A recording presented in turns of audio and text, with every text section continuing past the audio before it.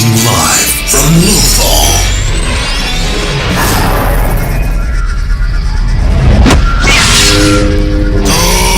Good morning, Lothal. It's the Unofficial Star Wars Rebels podcast. Hello, everyone, and welcome to Season 2 of Good Morning Lothal, the Unofficial Star Wars Rebels podcast. I'm Pete Salas, along with Rolando Zamora. How we doing today, Roland? I'm awesome. I'm ready to kick off Season 2. We got a great episode to kick off the season, so I'm ready to get into it. How are you, man? Absolutely. I could not agree more, and I'm doing just fine. I was telling you off mic, I got a long nap today, which is rare for me, but I did it, and it's making me all jazzed now. Plus, I got my Red Bull, and I'm ready to rock and roll here. So as I've stated at the beginning, this is Season 2 of not only our show, but we have officially made it to Season 2 of Rebels. So today's episode is called Season 2, Episode 1, The Siege of Lothal, Part 1. But before we get to all that, let's see what's happening around the galaxy. Let's see what's happening this week in Star Wars. So a lot of news, this week in Star Wars. I think first and foremost, the one that intrigued me the most is we got a little bit more information on the production for The Acolyte. It was officially announced that Amandla Stenberg, I hope I'm pronouncing that correctly, Amandla Stenberg was cast as Amandla, yes. It's like Amanda with an L in it. Okay. Yeah, with an L in it. She was officially cast as the lead for The Acolyte. And we did get a bit more information with regard to the setting. It's set during the peak of the High Republic, which the readers out there probably already know that the High Republic took place 200 years before the Skywalker saga and approximately like 800 years after the Old Republic, who some of the gamers and such might be more aware of. And just to kind of give you an idea, during the High Republic, at its peak, that's when the Jedi were at their strongest and the Sith were believed to have been eradicated completely from the galaxy. So when I read The Acolyte, I'm definitely thinking, it's a Sith story. So I'm really looking forward to that. And I wasn't familiar with the actress. So obviously, just to get my, facts straight, I Googled her, and she's actually the little girl that played Rue in the Hunger Games. I don't know if you remember that character or not. Yeah, so I thought that was pretty cool because it's been a while since that movie's been released. And she has a lot of other stuff on her filmography, but that's the one that stood out for me. I wasn't too familiar with a lot of the other things. So I'm really interested to see this. Yeah, me too. I was about to say, I'm completely intrigued because this is a point in the history of Star Wars that I am not familiar with at all. So that is very intriguing to see something, obviously before the Skywalker saga that we're all familiar with, and very interested. I heard the name. I saw it on the little preview that they had a couple months ago, I guess, but I never ever dug into what the Acolyte was because I figured more information would be forthcoming and interesting. Yeah. And then we have some other news. San Diego Comic-Con is currently taking place this weekend as we're recording. So not a big Star Wars showcase, but there was some stuff that I was reading into. Number one, they had some costumes on set from Andor and also specifically from Mandalorian, Book of Boba, and Kenobi. But I know the big reveal there was Andor because apparently it did give away some clues as to some of what's going to start off with Andor. I believe they had like a new droid they were showcasing. So even though it was a costume expo for, I guess, at the Lucasfilm Pavilion, it did give away a little bit of details. And also at San Diego Comic-Con, Lucasfilm had a publishing panel. So in that panel, they kind of started getting into phase 2 of the High Republic. Again, for the readers out there who are reading that series, they did announce and show some comic art for a new limited series from Dark Horse taking place in the High Republic. There's a book coming out in the High Republic setting called The Battle of Jeddah. Rogue One fans will be familiar with Jeddah. That's the planet where they were harvesting the Kyber crystals. Okay. Yeah, in Rogue One. There's that. And then they also released some new comic art from Marvel, the Star Wars series that are on Marvel. And then last but not least, they announced a new book, and it's called The Princess and the Scoundrel. And basically this book, yeah, you already know where I'm going with this one. It's a novel. It's a Han and Leia novel set after Return of the Jedi. And the cover art that they specifically showed was their wedding picture. Oh, wow. So okay. Yeah, that one definitely intrigues me. I think anything in between Return of the Jedi and Force Awakens. Canon, I definitely would like to read more into that, because I think I feel like that's basically the biggest shadow in the Star Wars universe right now, is the events that are taking place between those two movies. I know we see a bit of it in The Mandalorian, but we know that there's just so much more to it, because, you know, we flash forward to Force Awakens and the First Order is basically the Empire reincarnate. So I want to know, like, how does that happen? Right. How did they come to be and whatnot? Yeah. Yeah.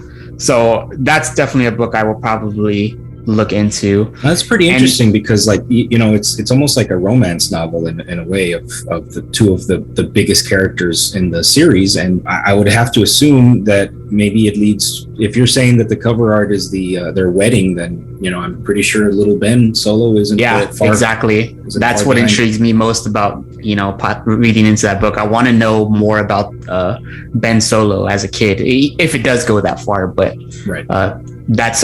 that Kylo Ren is such an intriguing, like, character for me from the sequel trilogy, and I just gotta have more. Yep, I'm with you there, man. Yeah, I think you're turning me into a Sith. All right. Also at San Diego Comic-Con, Hasbro revealed a lot from their Star Wars toy line. I think the coolest thing that stood out to me was they revealed their Darth Vader Force FX Elite lightsaber. Now, Disney does have this legacy lightsaber version, but lately, I don't personally own any Force FX Elite sabers, but the quality of the ones that I've seen that have been dropping, they kind of edge out the Disney ones. And I think I think at the beginning that wasn't the case, but I think now that there's, like, competition there, that's definitely something they're going for. So I'm going to be curious to see a bit of more details on this one, because Vader saber is, you know, absolutely badass. So that's the only one that I have, but I got that, man, like 15 years ago, and I don't even know what brand made it. Was it Force Elite Black Series? I don't know exactly what it was, but I don't know what the difference is between this one and the one I have. But I wouldn't be able to tell you on those. I know that there was, like, those master replicas that I never, you know, got into as a kid. I just didn't have the money. Right. And then when Disney kind of took over and they started dropping so many lightsabers at the park, that was kind of just why I naturally, you know, went to as far as picking them up. But there are some other, like, great, like, third-party saber creators out there that they just stomp everything that's, like, here. Of course, it does come with a bit more of a premium. Yes. But yeah, definitely awesome. And then, of course, they also released, you know, action figures from the Vintage Collection line, which is kind of like your more traditional action figure. I think of, like, G.I. Joes and Ninja Turtles, that size of figure. They released the Cal Kestis Vintage Collection. So that'll be a cool figure for all you Fallen Order fans out there. And then they released a slew of Black Series. They released a few droids from the Gaming Greats collection. And then they released from their normal Black Series line, they released the Grogu, which some of you guys may already have for the people that purchased the Boba Fett. Sorry, not the Boba Fett, excuse me. The Din Djarin with Grogu. There is a Black Series figure like that I actually own. But now you can own Grogu individually in his little floating capsule. That's cool. Carriage. You just mentioned his name and I stood up a little bit straight. Yeah, I noticed what you're doing. So I kind of paused, like Pete showing off his Grogu shirt that he decided to wear for today's episode. Yeah, ironically, I didn't even know you were going to talk about the little guy. Nice. And side note, go for it, sorry, as you were saying that, I was doing a little bit of research on the lightsaber I have, and oh my god, dude, the one that I have came out, I believe, 15 years ago, and it was the Star Wars Signature Series Force FX lightsaber. That's the one I have, and it is going for $900 on eBay. So that is crazy. I had no idea that thing had increased in value like that. There you go. If any of you listeners or viewers out there are interested, Pete will have a live auction. So go ahead and drop your comments, and we'll set a specific day for that if you want to pick up his $900 saber. I feel bad that it's sitting in the back of my closet. I got to put that out. That's crazy. I didn't even know. Anyway, thank you for bringing that to my attention. There you go. Yeah, it's always nice to know, like, your investments, even though they're toys, and somebody might tell you otherwise that they're just toys. No, they're an investment. So on the Black Series reveals that they had at Comic-Con as well, they also showed Miggs Mayfeld, who is, remind me of the comedian's name? Bill Burr from The Mandalorian. Right, that's cool. I'm glad he got his own figure. I'm sure it's actually pretty awesome. Yeah, you got to throw one up you got to throw an image up on the screen for. I will. For the you know YouTube what's funny? I'm sorry, I'm full of side notes today, but you know what's funny is like one of Bill Burr's stand-up routines or whatever from a couple of stand-ups ago was he was just making fun of the fact that all of our stuff that we have, all of our plastic items, is just going to end up floating in the ocean one day. Like it's just worthless pieces of plastic. I mean, he did it a lot funnier than that, but it's funny now, ironically, that now he has his own little worthless piece of plastic in his own image to go float out in the ocean. There you go. That just came full circle for him then. Yep. And then one of the coolest figures they dropped was actually the Luke Skywalker figure from Mando season 2. So sweet. That one I'm definitely going to pick up. It's pretty awesome. All right, let's get into our birthdays. So first birthday we have is Rose Byrne, July 24th. Listeners, viewers, you might be wondering, when does she come out in Star Wars? She actually plays Dorme, Padme's handmaiden in Attack of the Clones. So if that's something that you just didn't see, go back and watch Attack of the Clones, because you're going to be surprised. You're like, hey, there's another famous actor. Right. In this movie. This was like well before she was doing like Bridesmaids and such like that. It was definitely like a blink and you'll miss her kind of situation, but she was there. Yeah. And then we also have Woody Harrelson, July 23rd, who plays Tobias Beckett in Solo. Such a badass character. In the very underrated film Solo. I think we need to state that every time we mention it, because that was very fun. Yeah, I need to rewatch that one. I loved it in the theater, but it's been a while, so I need to revisit it. And then last but not least, personal favorite of mine, James Arnold Taylor, July 22nd. He voices Obi-Wan Kenobi in Clone Wars and cameo spot in Rebels from season 1. Sweet. Yeah, that one is he is fantastic. I've never really heard a voice actor, and I'm a big fan of voice actors, much respect to them, who can replicate a voice but also give it its own little like flair and personalization, because he sounded like, let me put it to you this way, when I was watching Clone Wars a couple years ago, I was watching 2 or 3 a night, and my wife was like, she walked in one day and she's like, is that Ewan McGregor? Like, he fooled her because he was like, damn, that guy's pretty good, sounded like as him. So definitely a great voice actor, James Arnold Taylor. Yeah, absolutely. So happy birthday to all our Star Wars stars out there. Yep. Okay, since it's a new season and we were talking about some ideas of how to expand the show, different aspects, different segments and whatnot, Rolly came up with a really good segment this time, and he wants to call it the personal showcase from our own personal Star Wars collection. And I already kind of jumped the gun by talking about my Vader saber, but that was not the one I was going to talk about. So ironically, let's segue into that. Rolly, you wanted to showcase some of the more precious gems from our personal collection. Is that correct? Yes.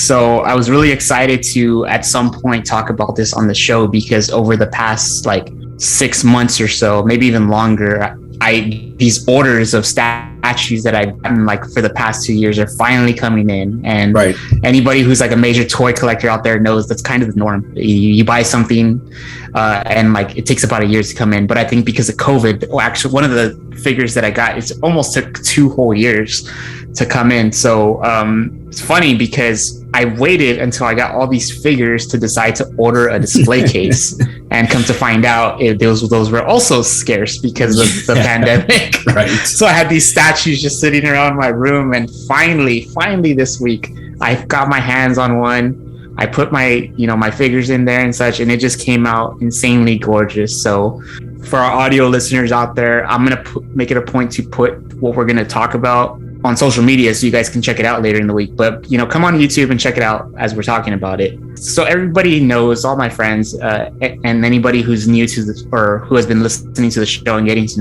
know us better knows I'm just such a huge Ahsoka Tano fan. So basically all my major Star Wars purchases have been Ahsoka related. Even when I started collecting my legacy lightsabers, hers were the first ones I got from the Clone Wars and Rebels. So basically, the first display case that I put together, I wanted to feature my favorite character, Ahsoka. So finally got all my figures in there, and basically at the top of the shelf was like my most prized possession, and it was actually a D23 exclusive Ahsoka Tano Rebels statue. That is a beautiful statue. Yeah, thanks. And it comes with a Mirai, which is her little owl character who Clone Wars fans will know. She's actually, how do I phrase this?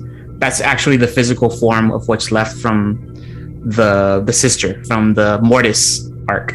So anybody who doesn't know, I guess we'll get more into it in Rebels, is Ahsoka's actually imbued with the light, the sister, which there's the father, the sister, and the son. The father's the balance, the sister is the light side of the force, the son is the dark side of the force. So Ahsoka actually dies in Clone Wars. It comes back to life, and Mirai, which is the embodiment of the sister, follows her for the rest of her life. Specifically, you start seeing this character in Rebels, and again, Ahsoka's now in Rebels, so we'll start getting into this in the show. So that was the first statue I picked up. I loved it. Coincidentally, it didn't even fit in the case, so I actually put it on top, and I was like, oh, you know what, that actually worked out great. Right, as your crown jewel. Yeah, as my crown jewel. And then right below that, I ordered like a two-piece statue from Art FX, and it's the final scene. The final sequence in Clone Wars where Ahsoka and Rex are actually trying to escape the Star Cruiser because the clones are already like in Order 66 mode and they're trying to execute them. So they're back to back, and it's the scene where she throws the sabers in the ground, cuts a hole out, and they fall to the next level so that they can escape. So I thought that one was really cool. I didn't have a Rex figure yet, so putting that one together with her, it threw it over the top. So really liked that one. And then below that one, I actually got my first hot toy. I know probably a lot of you guys out there are familiar with those. They're the fanciest action figures in existence. So think of like a $5 G.I. Joe graduated into like a $250. Yeah, no, man. Some of them are kind of creepy as far as the likeness of them. It's amazing the detail that goes into these things. So you are basically buying an exact, miniature size replica of a human being, which is insane. Yeah, and for anybody that doesn't know, the hot toys, exactly like the action figures, you can move them around the limbs, you set them up in the position you want, except that they come with all these even fancier like accessories and movements also. So the coolest thing about this figure is that it actually came with Ahsoka's cloak. So I set her up to be the final scene where she's burning the dead clones in Clone Wars, and she's just kind of looking over the grave as she like basically gives up her lightsaber as she's about to go into hiding. So I thought I was super excited once I got into that position. It was like, this is perfect. This just totally throws it over the top. And then I paired it with her Clone Wars lightsabers that I have from Disney World. And then I actually got two plaques that I had Ashley Eckstein sign.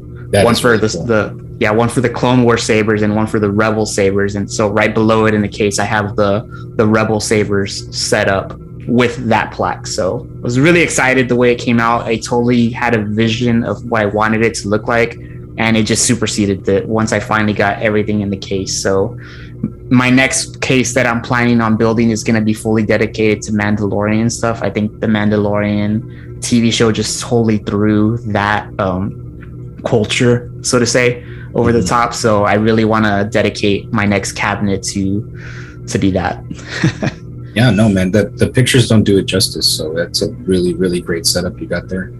Thanks, man. I appreciate it. A lot of patience and, of course, money. Also, I'm not gonna hide that one went into it. So now, I'm not gonna jinx you, but you don't have a cat, right? Like you don't have some sort of okay, just no making pets. sure.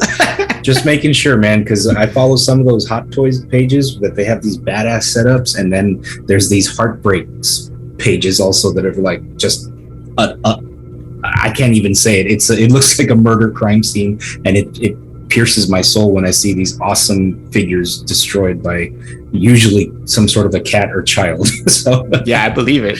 Those cats they're just such little shits. But yeah, they are. What can we do? We just lost the cat community of fan base. Yes, I apologize to the cat lovers out there. I love them, but I mean, just like any other, like even like a child, you're gonna hate them in that moment, and then you get over it, and yeah. Okay. What about you, Pete? I asked you to. Sorry, go ahead. No, you did. You threw this at me a few hours ago, and I was like, all right, well, what can I show? What can I show? Knowing full well the abundance of badassery that you were about to show, how am I supposed to follow that? So. Oh no, not at all, man. Like, there's just so many different like aspects of collecting. Like, you know, you have the original action figures, you have like the fancy stuff, you have fan art. Like I know like Marvel stuff, I gotten like commission stuff. There's just so many different tastes, and putting them together, like it really like it's a reflection of who you are, like your taste and all that. So I love seeing all of it. So don't feel intimidated. Okay, so what I got to show was something that I had had my eye on for a while, and I finally found it off of this app called Mercari that I use. As you know, I am a big fan of Darth Maul, so I've got several Maul pieces that I have scattered about my house. I just haven't put them together in a nice, shelf. But this is definitely one that I've had my eye on for a while. It is vintage, because I was just told earlier this week that anything older than 20 years is now considered vintage when you want to sell it. So we're vintage. We are. We're vintage, and we're getting better with age, sir. Just in case you were wondering. So what I got is I picked up this. It's called the Darth Maul Mega Collectible, and it was made by Applause back in 1999. This came with the first wave of Phantom Menace merchandise that was dropped, and it's a fully light up. The lightsabers light up according to the box. I haven't tried it yet. Again, this is possibly a 25-year-old item, so it's hard to see. But I will be plugging it in and opening it up and seeing if everything lights up like it should. But this is one of those high-end. At that time, this was Hot Toys at that time, before Hot Toys was a thing. Awesome. Because it was it's called a mega collectible, so it's more detailed than a regular 4-inch figure. But yeah, I really dug it. He's in his fighting stance, and once he's all set up like that, it's going to be a pretty cool little cornerstone of that. And granted, it just looks like a big oversized plastic figure, but knowing that it is vintage and it's one of those things that I should have picked up back then. That way I can say, hey, look what I've had for the last 20 plus years. But it's never too late to reclaim your childhood. You know what I'm saying? Dude, I remember when that movie dropped, or not even when it dropped, when like the trailers came out and all this merch just came out, and like my 12-year-old like self couldn't contain myself. I was like, I want all of it. I want all the Maul stuff. Right. I would watch QVC because they had like Star Wars Phantom Menace segments to show you all these things. I was like, how on earth do I convince my parents to get me all these things? So I would just like grab anything I could from the Phantom Menace. I remember like convincing them to switch from like Coca-Cola to Pepsi just so that you could get those commemorative cans. And I remember forcing myself to drink like Pepsi One. I think that's what it was called. I think you're Pepsi right. One and Diet Pepsi, because you could only get certain characters, based off of that. And I remember the Diet Pepsi one for me was like the biggest struggle, because it was like Diet Gross. Pepsi is the one that has exactly. First of all, it's disgusting. Yes. No offense to anybody that loves Diet Pepsi. No. If you're a Pepsi drinker, get out. I remember just like sucking it up. We're like, yeah, Mom, like I really want to be drinking Diet Pepsi now, because all I wanted was the Padme can, because I had such a huge crush on Natalie Portman as a kid when she came out in Star Wars, and I was like, that's the only way you can get her. So I was like, we're just gonna have to suck it up and drink Diet Pepsi. Right. And then Mountain Dew was just like, it wasn't gonna happen. Like there was no way they were gonna let me get that one. So that was kind of the one I was missing. That was the fourth Pepsi line to get the rest of the cans. But hopefully that was Jar Jar. He was given Mountain Dew, hopefully. So no big loss in any front. But yeah, sorry, getting kind of sidetracked. I just remember you reminded me of that when, with the figure that you're showing, the Darth Maul, because when he came out on the trailer, good Lord, that was the coolest Star Wars thing I had ever seen. Right. When he ignited the double-bladed saber. Absolutely. Okay, so those were our two items or a couple items on Rolly's case from our own personal showcase of our Star Wars memorabilia. And we want to see yours too. If you guys want to send in anything that you guys are proud of, or maybe you have a setup like Rolly does or whatever, anything Star Wars related, anything fandom related, please do not hesitate to send it in. We want to hear from you guys. As per usual, we always want to hear from you guys. And I guess right now, before we go any further, would be a good time for me to ask to like, share, and subscribe and rate. Never a bad time to do that. So moving forward, let's get into what we're all here for, which is the kickoff of season 2 of Star Wars Rebels. So Rolly, why don't you hit us with a synopsis? All right. So to kick off season 2, the Ghost crew adjusts to their new missions within the larger rebellion. After receiving a call for help from Minister Tua, who wants the rebels to help her defect from the Galactic Empire in exchange for vital Imperial secrets, the rebels return to Lothal only to find they have entered an Imperial trap. With Lothal under Imperial siege and the Empire on their trail, the rebels must find a way to flee Lothal and return to the rebellion. Along the way, however, they have their first encounter with Darth Vader, the dreaded Dark Lord of the Sith. Sweet. First thing that jumped out at me when I started watching this episode was, I guess, the reveal of Fulcrum as being Ahsoka and the appearance of Vader at the end of the last one completely made me forget that they rescued Kanan. So I was like, wait, did I miss something? Like, I actually rewound it. Like, did I start episode 2 instead of episode 1? Why is Kanan with them? Because I completely forgot that another big part of the end of the last season finale was that they rescued Kanan, but that was all that all took backseat to the appearance of Ahsoka and Vader for me. But that's just a little funny thing that I noticed as soon as the show started. I'm like, I was lost from like frame 2. It's funny that you say that, because I have a similar sentiment with how the show opens, which if you want to kick off or... Okay, well, yeah, the show opens with the Ghost crew attacking the Imperial cargo transport with the assistance of the newly formed Phoenix Squadron. This leads to a dogfight with the TIE fighters and the arrival of Imperial reinforcements. The asteroid field music from Empire Strikes Back starts playing, while the Ghost manages to capture the liberated cargo and escapes the Imperials along with the rest of the Phoenix Squadron. So, what hit you when you started watching that? The opening sequence is amazing. They show the Ghost crew they show the Ghost, but not just the Ghost. Now we're getting A-Wings from the original Star Wars trilogy, and it's combining Rebels with, the original trilogy, and it's just like the hairs are standing up on my arm talking about it right now, because it's just like, wait a minute, I already loved season 1 of Rebels.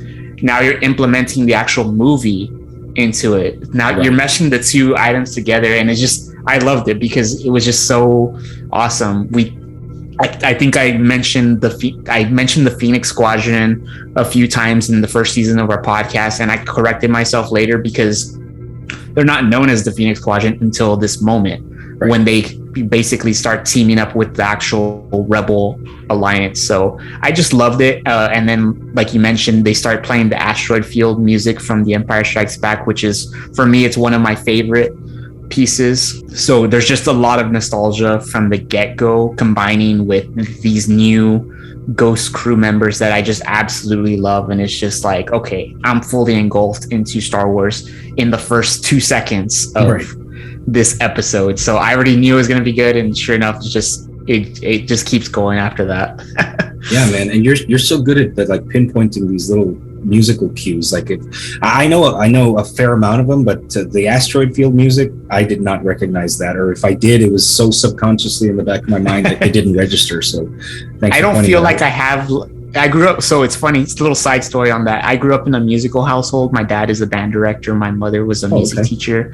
Cool. So I don't necessarily think that has a huge part to do with it, but I do actually, the small percentage that I do, I connected to that, because when I grew up, I really started listening to the soundtracks more, because I understood these musical concepts a bit more, and specific ones I would just go back and listen to more and more because I remember them from the movie. So that was one of them. It's, in my opinion, Empire Strikes Back is actually the best Star Wars soundtrack to anybody you might be interested in listening to them. So this is definitely one of those tracks from there. that I love. No, I mean, it's go ahead. No, go ahead. Sorry. I was going to say, like, it's one thing to be a fan, but I think your parents being musical people did help. At least you were going to be a fan regardless of the sound of the music, but then their influence gave you an appreciation of the music too on a different level. So I think that's probably why you connect so well with it. Yeah, and I didn't go to school for music or anything, but I will say Star Wars was the first exposure to John Williams, at least when I was made aware of who John Williams was. And then what ended up happening, I remember as I grew older or I started watching other things, I would hear a song from a different movie, like let's take E.T. for example, or Superman, Jurassic Park. And I would start thinking to myself, I was like, I don't know what it is.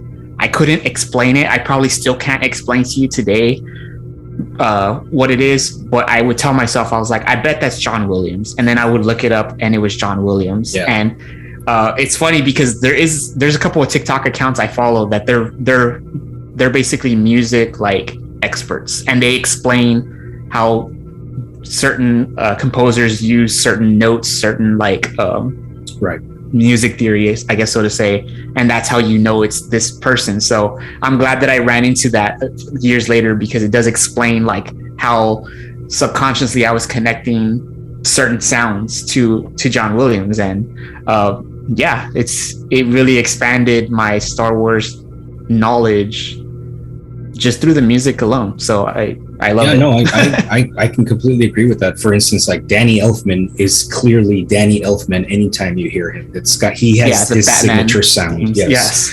The Simpsons, anything having to do with Tim Burton movies, you'll know him. He's got these stingers that that's what I call him, like maybe like a dirty sounding fiddle, like right in the middle of it that and you hear it and you say, that's Danny Elfman. But do you remember that Family Guy Star Wars Blue Harvest? I do. They did, and they showed a scene where the Lars Homestead, they go murder them for lack of a better word, but it's actually John Williams and the London Symphony Orchestra that's murdered instead of Owen and Beru. And he's like, oh man, I guess we're just gonna have to do the rest of the film with Danny Elfman, and he starts playing a Danny Elfman song. I forgot that scene, but yes, it's coming back to me. That is really funny, man. Yeah. I just thought of that right now. He segued into Danny Elfman. I was like, oh man, that couldn't be any more perfect. So much respect to both John Williams and Danny Elfman. So getting back to the episode, so after that scene, we cut back to Lothal, and they show Minister Tua explaining to Agent Callus that she's exhausted all the resources to locate the rebels, but there's nothing to be found. Callus explains to her that Tarkin expects Lothal to be punished after his Star Destroyer was demolished by the rebels in the previous episode. However, Minister Tua explains that she does not know what else to do, and she is immediately interrupted by the presence of Darth Vader. He walks into the room, very ominous. She just gets incredibly terrified because she knows she messed up. So Vader basically tells her it's because of your lack of imagination when it comes to producing results, and that they're going to have to squeeze Lothal until someone reveals the whereabouts of the rebel traitors. Minister Tua proceeds to tell him that she is merely a public official and knows nothing of the brutal tactics that Vader's proposing. And Vader tells her that she can explain her failures and excuses to Tarkin when she visits him to account for, her lack of success. So the one thing that jumped out at me at this from this scene is, yes, Vader showed up at the end of the last episode, but this is the first time he actually speaks. And obviously the great James Earl Jones voiced him again. But this is one of the things that struck me as odd. You can obviously tell that it's a much older James Earl Jones voicing him. Yes. His voice sounds a little bit weaker, with all due respect, for the lack of a better word. But what I found interesting was this was, produced maybe 10 years ago at this point, and Vader today, that's a good point. Vader today from the Kenobi series, same voice actor, and he sounded so much more vibrant and youthful. So I'm wondering if maybe they caught him on a good day to record this new Kenobi series, or they've just improved the audio production that much to bring out his bass and make him sound more youthful and more vibrant the way he's supposed to sound. Did you catch that at all? Yeah, I'm glad that you mentioned that, because I thought it for a second, and then I thought it so much that I told myself in the credits, pause it. Because anybody that has Disney Plus and is watching Rebels with us, you know that those credits fly. Yeah. So I didn't pause it. I tried to pause it, and I was like, "Nah, you know what? Pete's gonna say something." But the reason I wanted to pause it is because of that. He did sound different, but it was clearly him. He's had like a weaker voice. So right. So yeah, I did catch on to that. I guess they really, because he's only getting older, obviously. But like, if you watch the Disney live action Lion King that they produced a few years ago, he came back to voice Mufasa, and he sounded weak in that too. You watch him in, he reprised his role for cameo as King Joffrey in the Coming to America sequel, obviously much older man, very weak sounding voice. So it really made me feel good that A, they're still using him to voice Vader to this day, but B, that they can pad it a little bit just to make him sound with the prominence and power that the Vader character is supposed to have. So that's just a little side note from an audio geek's perspective. So excuse me. Yeah, I appreciate that input. I'm always curious to know about those things that, I'm not an expert in. So getting back to the show, they cut back to the Phoenix Squadron fleet. So at this point, it's not just going to be the Ghosts, the cabin of the Ghosts and the team talking. Now we're talking the full Rebel Alliance. So they show a new character, or rather we're introduced to a new character, Commander Sato. And Commander Sato is actually the commander of the Phoenix Squadron. They're in a debriefing room, and he's commending Hera for acquiring the fuel cargo from the attack. However, this is where we find out that's not what Hera was after. She was actually after shield generators that the intel that was provided to her said that was in those containers, which turns out that wasn't the case. So as they're talking, Chopper proceeds to enter the room and interrupts the meeting, and you can clearly tell Commander Sato's annoyed and angered. Right. And they cut to Kanan sitting there like real cool, real casual, and he just kind of tells Chopper, "Yeah, you know what? Go ahead and play the message." And they cut to Hera real quick, and you can tell she's annoyed. So clearly, there's kind of like a lack of respect for authority that is Kanan's not really keen on, and you can tell Sato and Hera, who's now a captain. I think they called her Captain Syndulla, if I'm not mistaken, in that scene. So they're clearly not, happy with it. Yeah. So Hera, of course. Sorry, go ahead. No. There's just a little rift that you can see is starting to build, a tiny one that maybe with Hera now officially a captain as part of a squadron, that I think it's kind of not sitting well with the rest of the crew, or at least Kanan in this moment. So. Yeah, I think Kanan, you can tell at this point they're showing you he's clearly not happy with it for whatever reason, but we find out a bit about it here in a second. So Hera, of course, just tells Chopper, you know what, play the message, but cloak it, because they're in a debriefing room, so they don't know who's on the other end. They don't want them to see, the rebel plans and such. Mm-hmm. So what's funny is the message is actually from Minister Tua, who is an Imperial, and they're just completely caught off guard with this. Of course, now happy that they cloaked the message. And it turns out that Minister Tua, as we mentioned in the synopsis, she's actually asking for help for safe passage off of Lothal in exchange for a rebel sympathizer list, because she fears for her life after her encounter with Darth Vader. So she's pleading her case to the team, but they're reluctant to help an Imperial, especially since they've already had her issues. Right. Or they've had issues with her in previous episodes, but she further explains that she also knows the true meaning of why the Empire came to Lothal, and it was actually ordered by the Emperor himself. So just dropping the word the Emperor, Ezra kind of steps up, and he's like, you know what? It doesn't matter how risky this is. We have to help her, because it's for the bigger cause. It's for Lothal, and that's what that's probably the reason why he steps up, because Ezra is all about protecting his home planet. He loves his home of Lothal, so any mention of tyranny on Lothal, people suffering on his home, he's all for helping them out. Right. So Ezra convinces the team that the information is worth the risk, like I mentioned, and then surprisingly they all agree, and they ask for the approval of Commander Sato, and Commander Sato agrees yeah, we have to help her because it is worth for the cause for the rebellion. So the team kind of splits from the debriefing room at that point, and Hera follows Kanan into the hallway, and she immediately confronts him about the inappropriateness in the debriefing room of him telling Chopper to project a hologram in a secret debriefing without authorization. Really cool scene here. We start getting some insight as to why Kanan's so annoyed with what's going on. So they show Kanan explain to Hera that authorization and procedure, that's what's bothering him. He wants the Ghost Crew to go back on their own after this mission because fighting alongside soldiers isn't what he signed up for. And Hera argues back that these very same soldiers that he's, complaining about actually helped save his life in the season finale, season 1. Right. So Kanan says, don't get me wrong, I'm grateful, but that doesn't mean I want to join their army. And Hera tells him that they're now fighting a bigger fight, but it is still the right noble fight that the Ghost Crew fought on their own. Yeah. And then Kanan tells her, I survived one war. I'm not ready for another one. I saw what it did. And of course, this is a reference to Order 66. Kanan survived Order 66. He doesn't want to get involved in another war because it completely wiped out all his fellow Jedi along with it.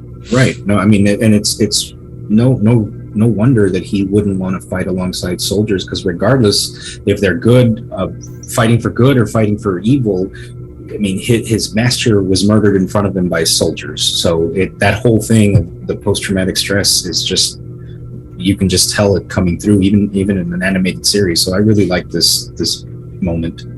Yeah, and we also get a sneak peek for some episodes that are soon to come in this season. We actually further expand on that PTSD with regards to Order 66 for Kanan. So this is setting up a bigger thing, not just for this episode, but Kanan's growth in season 2. So we cut back to Lothal, and they show Agent Callus growing suspicious of Minister Tua. He sees her stepping out of the room where she just not recorded this message, but just communicated to the rebels for help. And he sends a probe droid to follow her.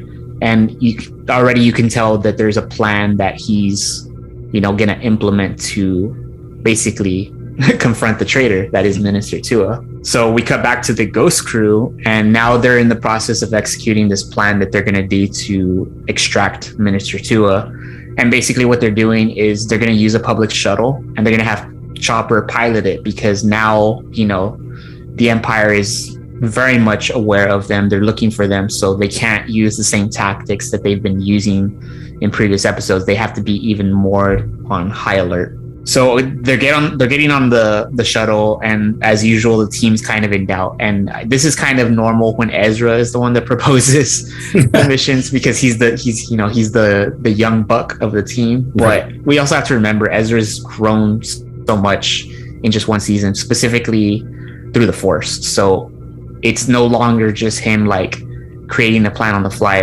No, he senses, he feels, in the same way that Kanan does. So these are thought out things that he's thinking, and they're not just done on a whim. It's the same as every other Force wielder we've seen in the Star Wars universe. So he's explaining the mission to them, but of course, like I mentioned, they have concerns, and Ezra specifically tells them that they need to help Tua because that's what we do. We help people who can't help themselves, and we need that list as well. And it was a really cool scene because they show Hera smirk at the comment he drops about helping him. There was a previous episode in season 1 where Hera sits down with Ezra, and she basically used that exact same line. So this was a callback to that, and now Hera is just watching her child, so to say, grow up right before her very eyes, and take the lead, which it was a really awesome moment. Good point. Yeah. So the team arrives back on Lothal. Of course, now they're ready to execute this plan. And Ezra explains to Kanan that he didn't think he'd miss Lothal, but he suddenly feels cold. And this for sure was a reference at Darth Vader being present on Lothal. Anytime they feel this cold scent or feeling, it's definitely because there's a strong dark side presence. And there's no stronger dark side presence at this moment in time than Darth Vader. So Kanan proceeds to distract the stormtrooper and steals his armor at the annoyance of Hera, who he refers to as General Syndulla in a mocking manner. And the scene was cool because Ezra proceeds to say, you know what, I'm kind of jealous. I only have the helmet. Ezra collects buckets as they call them in Rebels. Buckets referring to all the Imperial helmets, and now he's saying this because Kanan actually stole the entire suit, which he's going to use to get up. So he's going to use that suit to infiltrate the hangar where they're taking Tua so that they can escape. So Kallus arrives escorting Tua, who he was asked by Vader to personally escort. Kanan, now in disguise, follows them into the hangar as Sabine initiates a gunfight with the Imperials to extract Tua. Kanan splits the troopers from Kallus and the rebels acquire Tua. However, Tua runs onto an Imperial shuttle as the team attempts to get away, but the explosives immediately go off with Tua on board right before the rebels board with her, and this actually unfortunately kills Tua. So at this point the mission is now a failure because they have no form of intel that Tua was going to give them. And I think this is the first time we actually see a major character killed off on this show, if I'm not mistaken. No, I think you're right, especially one that was so integral to a plot that they were. I think more than anything, this is probably one of the first major plans that they put together that failed right before their eyes. Yeah, I think there's already a sense of failure period in this episode because, you know, the opening mission as per Hera wasn't a success, it was a failure. Right. And now this portion of the mission is a failure as well. So it's already kind of painting a picture. It's kind of got that Empire tone, like A New Hope was the rebels on the rise and Empire Strikes Back is a total downer. So I think that's what we're kind of setting up here for in season 2 of Rebels. So since their escape shuttle's now blown up, they call in Zeb and Chopper, who were told to stay back with the shuttle to get ready to go once they rescue Tua, but they actually call them in that they need to extract them because Vader and Kallus are basically on their tail. So the team escapes the hangar, but they're immediately shot down by an Imperial walker, and it shows them crash land into Capital City in Lothal, and now they're basically on the chase, but now they're on foot. They don't have a way to get off of Lothal. So they cut to Kallus. They cut to a scene with Agent Kallus meeting with Vader, and Agent Kallus basically tells him, hey, you know, everything that you predicted happened.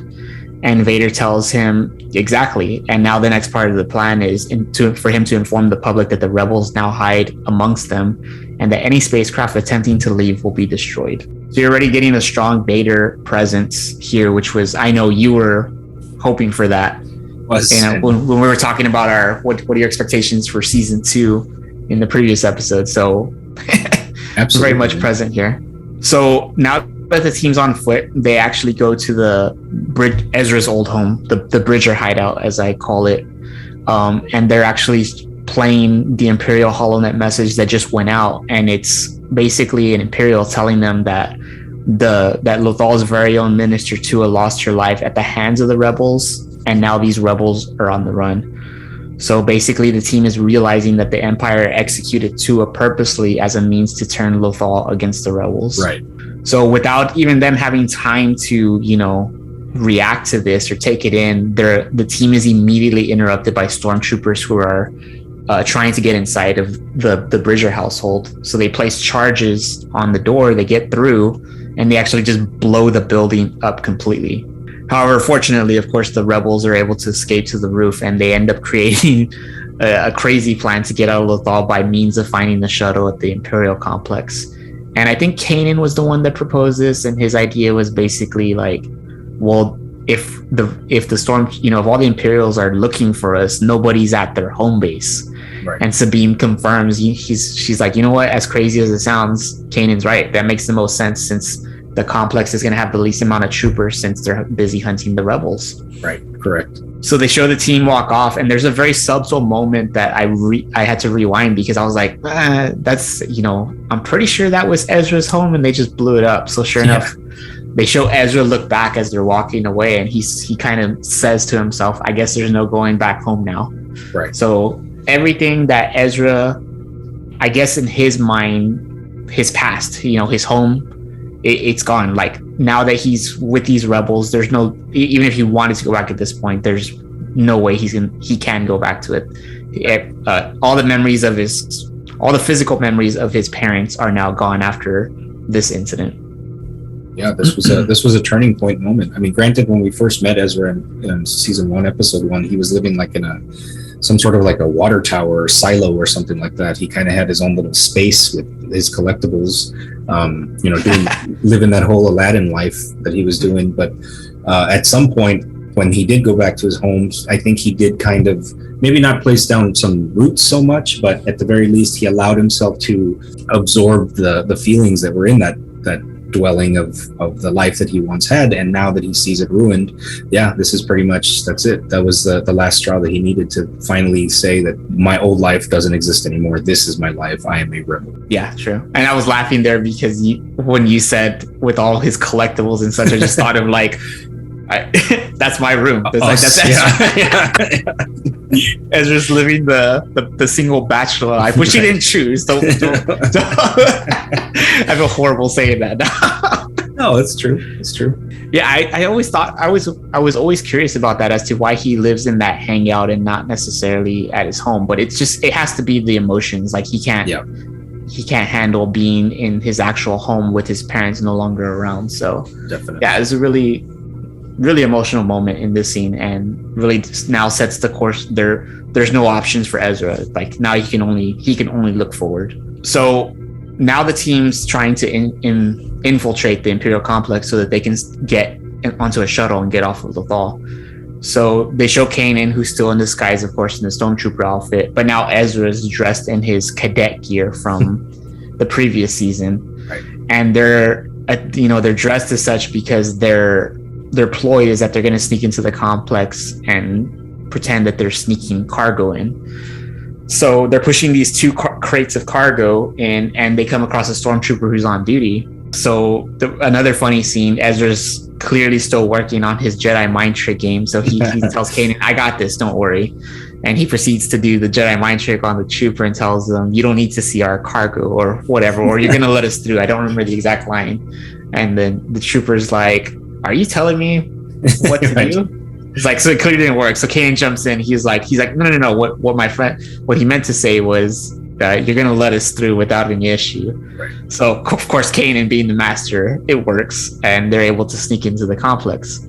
So basically, as soon as they get into the complex, the cargo crates, they don't have cargo in them. It's the rest of the Ghost crew. So they sneak out, and they immediately are able to locate a shuttle.